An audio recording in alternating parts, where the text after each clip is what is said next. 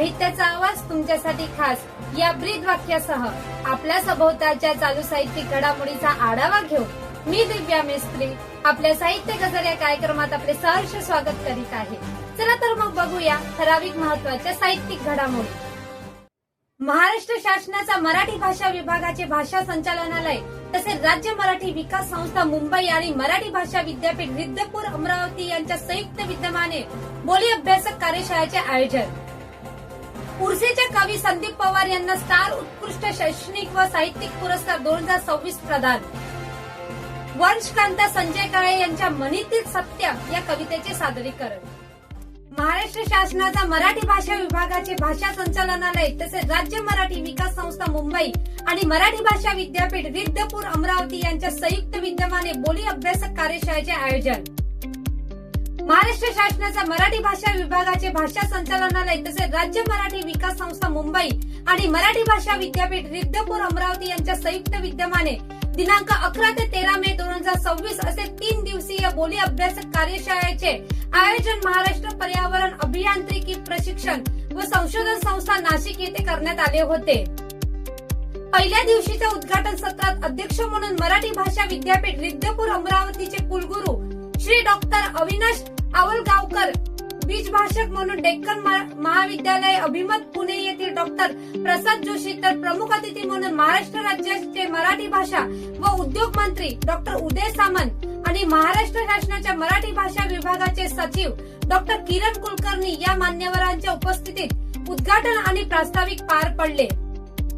त्यानंतरच्या प्रथम सत्रात डॉक्टर रमेश वरखेडे यांच्या अध्यक्षतेखाली प्रमाण भाषा आणि बोली परस्पर संबंध या विषयावर डॉक्टर दिलीप धोंडगे, डॉक्टर सूर्यकांत आजगावकर आणि डॉक्टर सिसिलिया कार्वालो यांचा परिसंवाद आयोजित करण्यात आला होता। दुपारचे भोजन पश्चात दुसऱ्या सत्रात डॉक्टर बाबासाहेब गुंजाळ यांच्या अध्यक्षतेखाली बोली सर्वेक्षण आणि संवर्धन दिशा आणि उपाय या विषयावर तर तिसऱ्या सत्रात डॉक्टर केशव देशमुख यांच्या अध्यक्षतेखाली मराठीच्या बोली भौगोलिक सीमा आणि भाषिक संरक्षण या विषयावर त्या क्षेत्रातील मान्यवर व्यक्तींनी मार्गदर्शन केले। संध्याकाळी माय बोली परिवर्तन जळगाव यांच्या सांस्कृतिक कार्यक्रमाने प्रथम दिवसाचा समारोप झाला।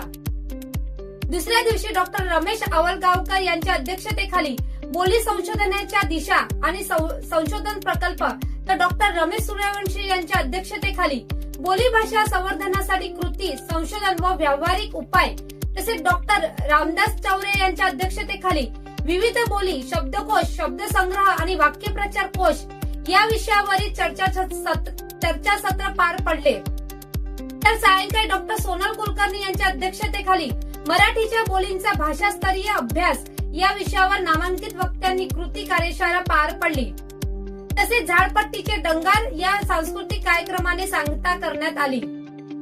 कार्यक्रमाच्या तिसऱ्या आणि शेवटच्या दिवशी डॉक्टर काशीनाथ भराटे यांच्या अध्यक्षतेखाली बोलींचे व्याकरण स्वरूप आणि आवश्यकता या विषयावर तर डॉक्टर विश्वनाथ शिंदे यांच्या अध्यक्षतेखाली बोली आणि लोकसंस्कृती या विषयावर तसेच डॉक्टर म सु पगारे यांच्या अध्यक्षतेखाली राष्ट्रीय शैक्षणिक धोरण आणि बोली भाषा या विषयावर विविध मान्यवरांच्या कार्यशाळेचे आयोजन करण्यात आले होते। दुपारी 3 ते 4:30 या वेळेत अध्यक्ष मराठी भाषा विद्यापीठ रिद्धपूर अमरावती कुलगुरू डॉक्टर अविनाश आवलगावकर, प्रमुख अतिथी म्हणून गोंडवाना विद्यापीठ गडचिरोली कुलगुरू डॉक्टर प्रशांत बोकारे आणि भाषा संचालक महाराष्ट्र राज्य श्री अरुण गीते, राज्य मराठी विकास संस्था संचालक डॉक्टर श्यामकांत देवरे आणि मराठी भाषा विद्यापीठ अमरावती कुलसचिव डॉक्टर सुबोध भांडारकर यांच्या उपस्थितीत 3 दिवसीय कार्यशाळेचा समारोप करण्यात आला। उर्सेचे कवी संदीप पवार यांना स्टार उत्कृष्ट शैक्षणिक व साहित्यिक पुरस्कार 2026 प्रदान।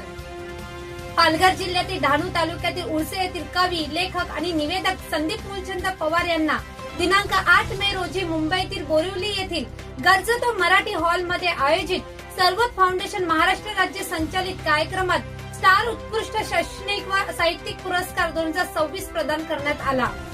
हा पुरस्कार मराठी चित्रपट सृष्टीतील सुप्रसिद्ध अभिनेते दिग्दर्शक तसेच श्वास चित्रपटाचे सहनिर्माते अरुण नलावडे यांच्या हस्ते प्रदान करण्यात आला।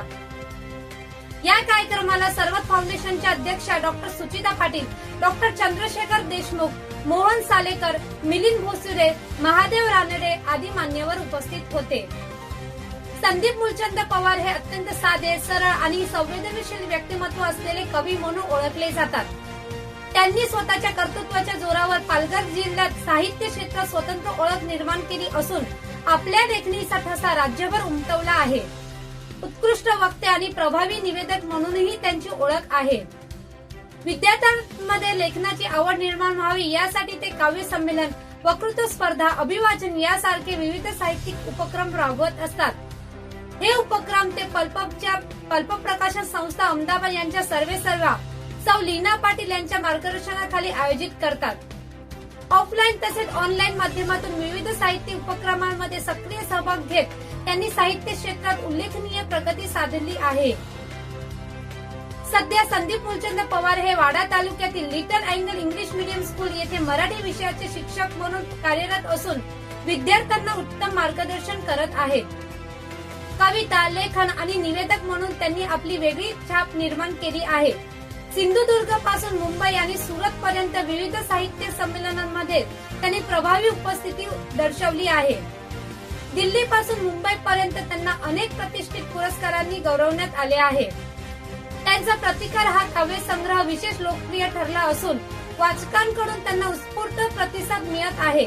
तसेच त्यांच्या आईचे वात्सल्य हा कथासंग्रह लवकरच वाचकांच्या भेटीला येणार असल्याची माहिती मिळाली आहे. वंशकांता संजय काळे यांची मनीतून सत्य ही कविता सादर करते. ऐकूया ही त्यांची कविता. मनीतून सत्य. जशी करणी तशी भरणी म्हणूनच बाई दोषी ठरली.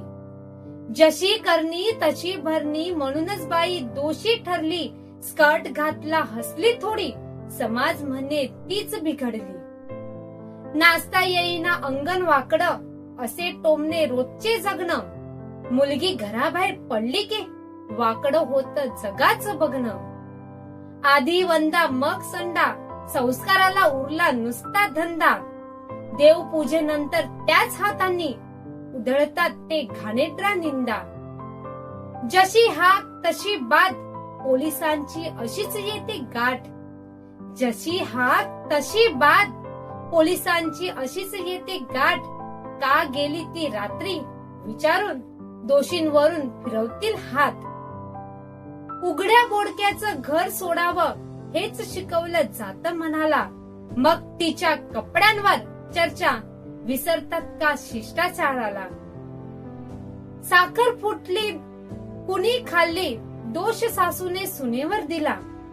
साखर फुटली कोणी खाल्ली, दोष सासूने सुनेवर दिला. मुलगीच पायरी ओलांडते म्हणूनच तिचा मान खाली गेला. अहंकाराने घर पेटते पण इथे पेटतात अंगण. ऐका, अहंकाराने घर पेटते पण इथे पेटतात अंगण.